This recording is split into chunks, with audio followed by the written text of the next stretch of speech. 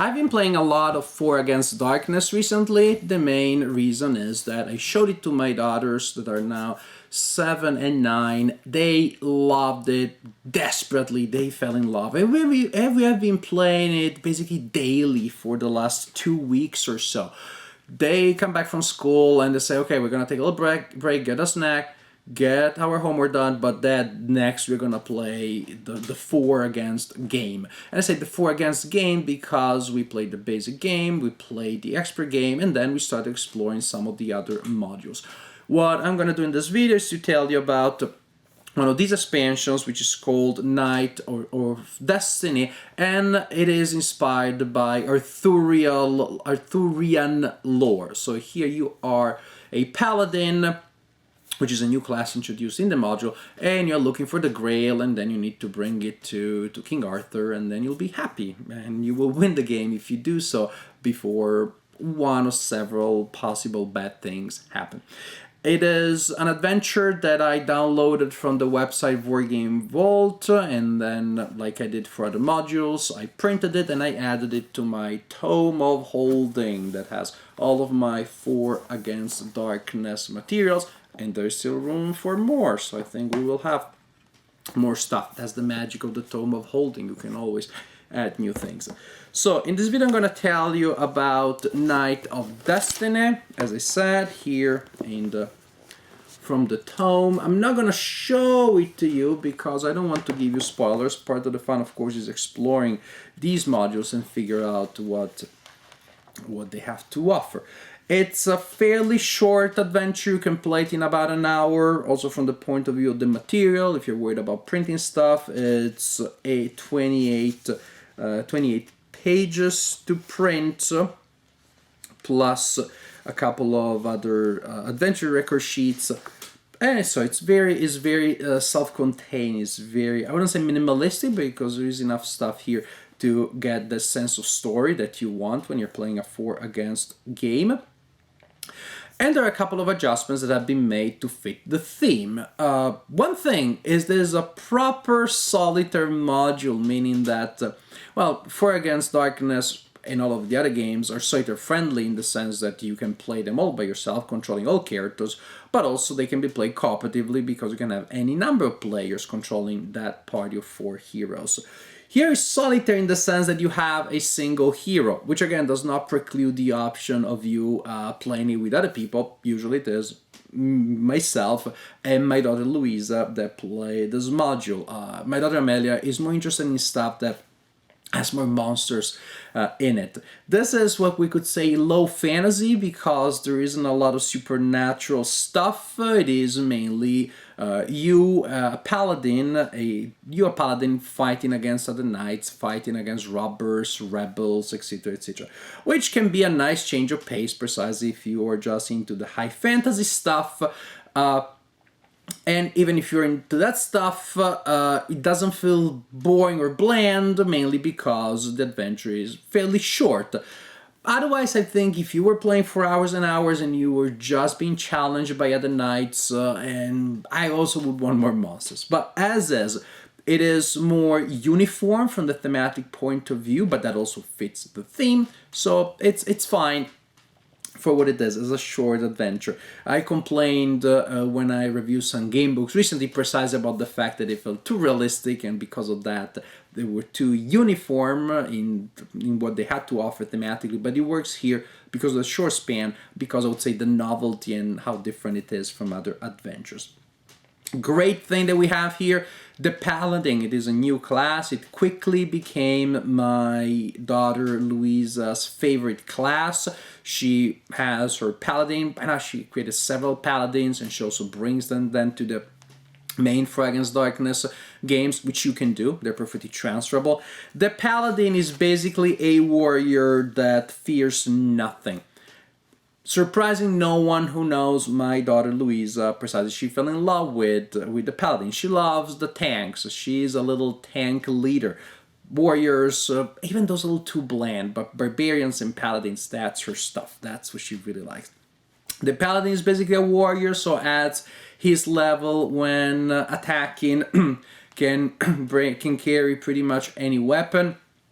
Pluses, and minuses. The pluses are that the paladin fears nothing, so there are no fear effects that affect the paladin, but because of that, the paladin never retreats, the paladin never flees. So there are times in which the paladin goes on a bit of a suicidal run, and that's what the paladin does. The paladin prefers to go down in glory, in a burst of glorious holy rage, than to retreat. So no fear means also no retreats. Then there's these nice paladin powers that the paladin acquires at level 5, so you have them if you create a paladin just specifically for the expert version of the game, the 4 Against the Abyss. My favorite, there are several, but my favorite one and my daughter's favorite one is the Divine Smite. So simple, once per fight, so it's something they can really use. It's not one of those once per game, gone and done and gone. Once per fight, you can declare the attack as a Divine Smite before you roll dice. If you hit, you cost 3 wounds, just like that, without taking into account exploding dice. So actually, a Divine Smite against a bunch of minions may even be not ideal, because a normal attack may kill more of them. But it fits also the theme. If you're fighting against this super villain, this mega powerful knight, you have these duels that almost feel like if you read the comic book, the manga Berserk by Kentaro Miura. Sometimes it's just duels, but against these ginormous evil knights that can destroy. They can cut trees with a single swing of their sword. It feels a little bit that way. And now when you have the Divine Smite, then you have this hit that automatically inflicts 3 wounds if it hits. Well, that it really fits the theme. So that's nice. You also had the Holy Avenger skill, but at least we have used it a lot less. Another thing that you have here is retainers, so that are basically helpers that you can hire. They travel with you, they help you not get lost too much, and in some cases they also help you in combat. About getting lost, the adventure it's outdoorsy, you don't really have dungeons. And so you roll mainly, the flow of the game is mainly you roll on a journey table, and then that tells you which are the tables you roll on. You can go to the inn, in which case you can recover health points that you lost. You can look for information and clues that will allow you to modify the die rolls on other tables. But then also when you get there, you have to pay your retainers, that's when they want to get paid. If you want to keep them, you can also hire new retainers there. When you're not going to the inn and rolling on the inn table, then the main event table is the encounter table, appropriately and fittingly enough, where there will be stuff that happens there. And then from there, you may also depart and go to do different things. You may go on a pilgrimage, visiting a shrine. You may have to fight minions. Then you roll on the day minions table. Other minions come out of the woodwork at night. You have the challenge table because you're being challenged by an average knight, so we'll say quote unquote generic enemy knight, or by a named enemy knight, which is basically a big boss. Even just generic knights are bosses mechanically, but the Sir Garlon or Sir Agravain or Sir Mordred, they're not just called that way, they feel that way. So you have these epic duels that really are fun to play.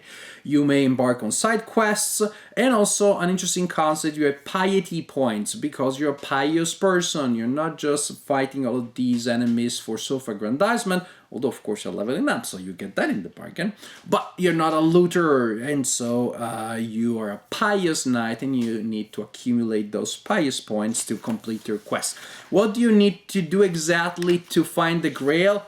Like I'm gonna tell you, because that totally defies the point. The mystical, magical quality of the Grail should be preserved as such, well, until you find it, I guess, and then maybe lose a little bit of its magical quality, but you want to complete the mission. But I'm not gonna tell you, no spoilers here, but let me just tell you that piety points are good, you need those.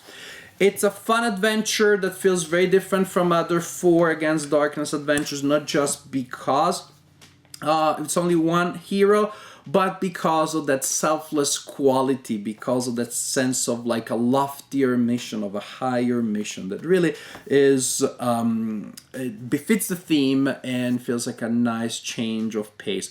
I'm very happy that I added Knight of Destiny to my Tome of Holding, to my magical Tome of Holding. My daughter and I played the adventure already a couple of times, so then when she's asleep I also played it more. I enjoyed it very much. Very much. It's a nice change from the 4 Against.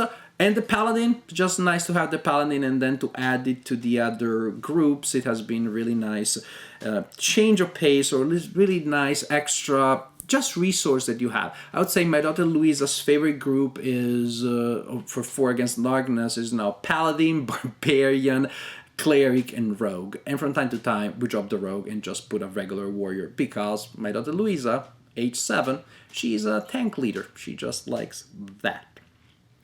Knight of Destiny. It's fun. It's a fun adventure. I'm glad we added it to our tome. Glad we played it, and we're definitely going to play it more in the future. My daughter Louisa's favorite adventure, no doubt.